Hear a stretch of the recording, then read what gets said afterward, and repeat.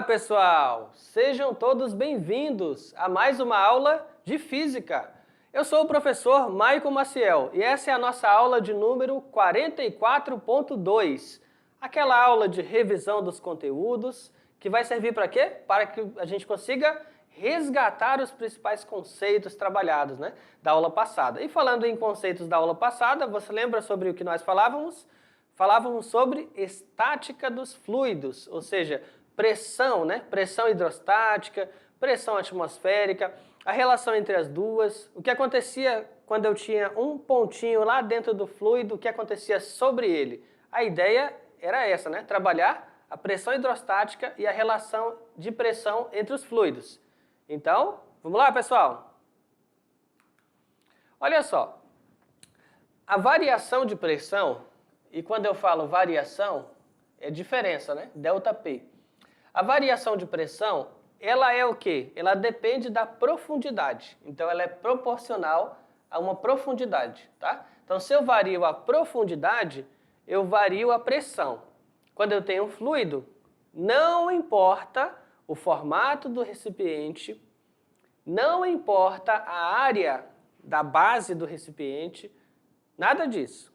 A única coisa relevante é a profundidade. Então, se eu vou analisar a pressão em um determinado ponto, ou a variação de pressão entre um ponto e outro, eu vou olhar para essa profundidade entre a superfície e um ponto ou entre dois pontos. E aí, eu conhecendo essa profundidade, eu tenho informação para calcular a diferença de pressão. Agora, é claro, eu vou levar em consideração a profundidade, a massa específica desse fluido e a gravidade local, tá? Então tem essa relação. Esse ponto inicial é só para você lembrar assim, que não importa se for uma piscina, um balde d'água, um aquário de peixe, quando você for calcular a pressão num ponto ou a diferença de pressão, lembre que a informação relevante é aquela informação vertical, ou seja, a profundidade. Vamos lá, pessoal? A pressão aumenta com a profundidade, certo? Por que ela aumenta? Ela vai ter o quê? Uma cota, Uma cota maior, ela vai ter uma camada maior sobre aquele ponto, e essa camada maior, vai ter mais massa. Se tem mais massa, tem mais peso, ou seja, exerce mais força. Por isso, se você aumenta a profundidade, você está aumentando a pressão. Por outro lado, a gente está olhando aí para baixo, Olhando para um fluido assim, para baixo. Estou aumentando, a profundidade, está aumentando a pressão. Mas agora eu vou olhar para cima. Vou olhar para cima aqui, Estou olhando para cima. Agora eu estou aqui na superfície e estou olhando para cima. Aí subiu, foi para o Monte Everest, vai subindo mais, vai subindo, certo? Vai nas camadas atmosféricas. E quanto mais você subir na atmosfera, a pressão vai diminuir. Ela não vai aumentar. Ah, por quê, professor? Se eu aumentei a profundidade, aumenta a pressão. Mas se eu subir a altura, eu estou diminuindo a pressão. É claro, Com certeza, pessoal. Por que é assim?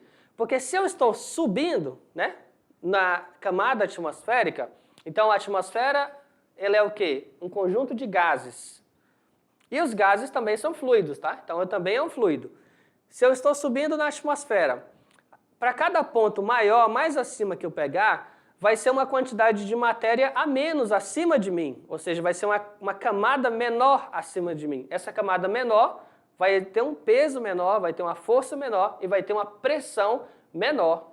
Agora, se eu estou na superfície da Terra, toda a camada atmosférica está agindo, toda aquela altura da camada atmosférica está agindo, então eu vou ter a pressão atmosférica integral, distribuída ali. Então, se você está ao nível do mar, você foi na praia, está ao nível do mar, a pressão atmosférica está sobre você, certo? Então, por exemplo, aqui, Porto Velho, vai estar a uma altitude média de 83 metros acima do nível do mar. Nós temos uma pressão. Você vai para Vilhena, 450, é aproximado, tá? 450 metros acima do nível do mar. É bem mais alto, então vai ter uma pressão menor, porque vai ter uma camada de ar menor acima deles, Uma camada de ar menor e, por isso, uma pressão ali também menor. Vamos lá, pessoal? Ou seja, a cada atmosfera, né, você vai ter a variação aqui 10 metros. Então, 10 metros você vai ter a variação de 1 atmosfera. Isso é uma aproximação. O cálculo de pressão no interior de um fluido, pessoal, ó, eu vou utilizar a equação fundamental da hidrostática, tá? Que vai ser o quê? A equação fundamental da hidrostática, né? Que é a lei de Stevens. Vai ser assim, ó. Eu utilizar, né? Pegar 2 pontos no fluido, ok? Eu pegar 2 pontos no fluido, ponto 2 e ponto 1, e falar assim, ó. Eu vou ter aqui, né? Ponto 1, ponto 2, tá? Ponto 2 está mais abaixo. Então, a pressão no ponto 2, e aqui todos os 2 pontos estão dentro de um fluido, tá? De massa específica ou densidade ρ. A pressão no ponto 2 vai ser a pressão no ponto 1 mais a densidade do fluido vezes a profundidade de um ponto para o outro, a cota H, vezes a gravidade, ok? Ou seja, esse termo aqui é a pressão no ponto 1. E esse termo aqui é a pressão hidrostática entre um ponto de um ponto ao outro, ok, pessoal? Então, dessa equação eu consigo calcular a diferença de pressão. Se, de repente, um dos pontos, que é esse ponto aqui, P1, está no limite do fluido com a atmosfera, então eu digo que esse ponto vai ser o quê? Pressão atmosférica, tudo bem? Ok, pessoal. Então, olha só. Agora, pessoal, olha só, pessoal, eu vou dar um tempinho, tá? Para você poder fazer as questões e daqui a pouquinho a gente volta.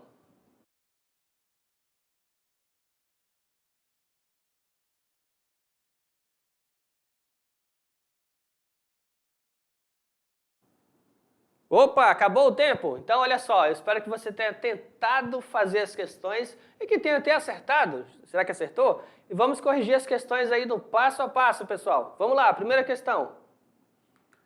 Questão 1. Quando a pressão atmosférica aumenta uma certa quantidade, o que acontece com a pressão absoluta no fundo de uma piscina? Então, vamos lá. Quando a pressão atmosférica aumenta uma certa quantidade, o que acontece com a pressão absoluta no fundo de uma piscina? Eita, vamos refletir aqui um pouquinho. Vamos lá. Imagina que você está aqui, ó, numa localidade bem mais alta. Vou fazer aqui, ó. Esse aqui é o mar. Nível do mar, tá? Aqui é o nível do mar. Então, na altimetria, aqui é 0. Eu tenho uma cidade que esteja a 450 metros acima do nível do mar, certo? Aí vai descendo, vai descendo, vai descendo, e bem aqui eu tenho uma cidade que está a 100 metros acima do nível do mar, tá? Então, a cidade A está a 450 metros acima do nível do mar, e a cidade B está a 100 metros acima do nível do mar. Perfeito. Imagina que um cidadão aqui na cidade A, ele vai ter uma piscina na casa dele, e essa piscina ela tem 2 metros de profundidade, tá? Na cidade B, o cidadão ele também tem uma piscina, e ele também vai ter essa piscina a 2 metros de profundidade de água, tá?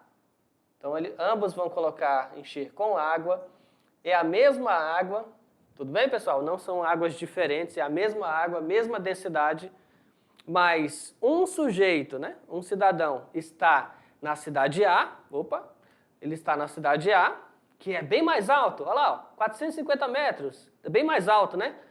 E o outro cidadão está na cidade B, a 100 metros de altitude em relação ao nível do mar. No fundo das duas piscinas, para refletir um pouquinho, no fundo das duas piscinas, vai ser a mesma pressão? Absoluta? Absoluta. Vai ser a mesma pressão? E a resposta é não, pessoal. Não, não é a mesma pressão. E por que não?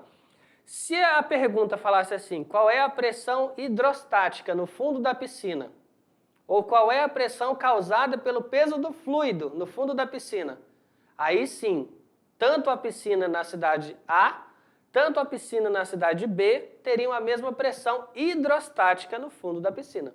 Mas como a questão fala aqui, ó, o que acontece com a pressão absoluta, eu tenho que lembrar que essa pressão absoluta é a pressão hidrostática mais a pressão atmosférica.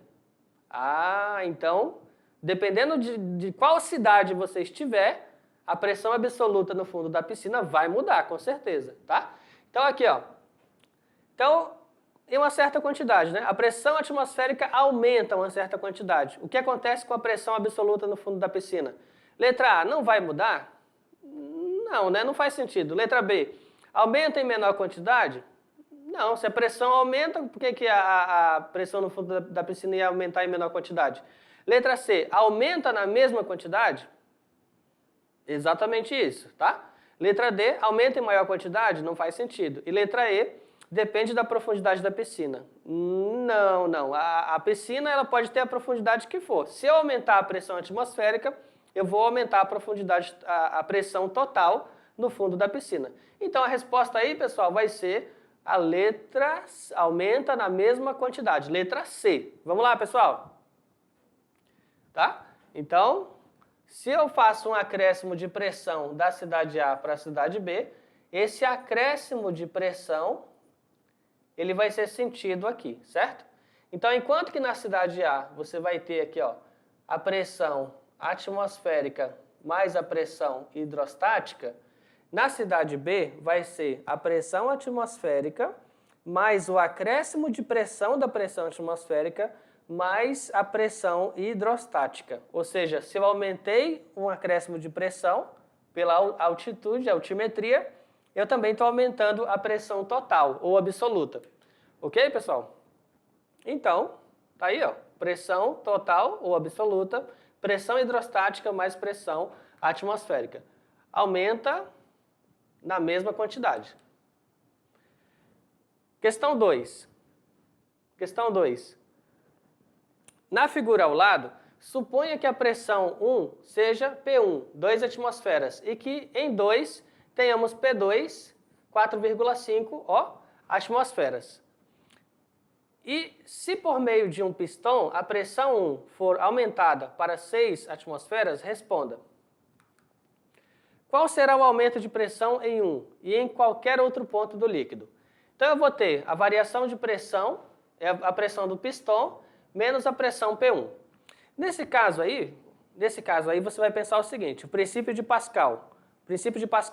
Se eu causo uma diferença de pressão, né, um acréscimo de pressão em um fluido, esse acréscimo de pressão é sentido em todo o fluido, tá? Ele é sentido em todo o fluido.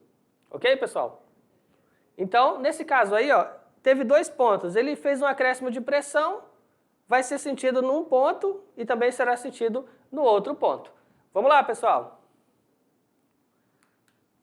Olha só, então vai ser o seguinte, 6, né, menos 2, então um acréscimo de pressão aí, ou uma variação de pressão de 4 atmosferas. Em qualquer outro ponto vai haver esse acréscimo de pressão. Então, a diferença de pressão P2 menos P1 vai ser o quê? P2 mais o acréscimo de pressão mais o P2, que aqui é P2'.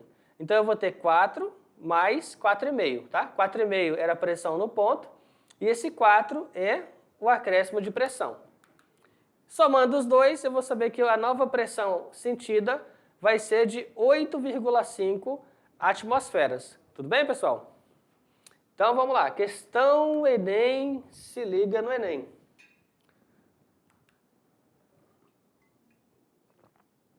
Questão 3, questão do Enem. Um tipo de vaso sanitário que vem substituindo as válvulas de descarga está esquematizado na figura.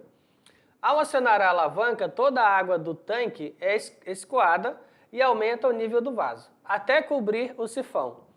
De acordo com o teorema de Steven, quanto maior a profundidade, maior a pressão.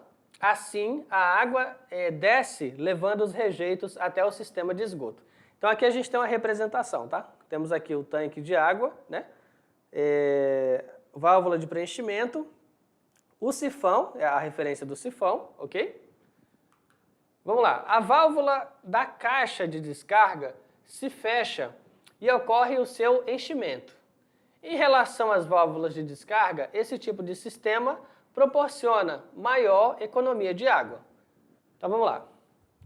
A característica de funcionamento que garante essa economia é devido à altura do sifão de água, ao volume do tanque de água, à altura do nível de água no vaso, ao diâmetro distribuidor de água e à eficiência da válvula de enchimento do tanque.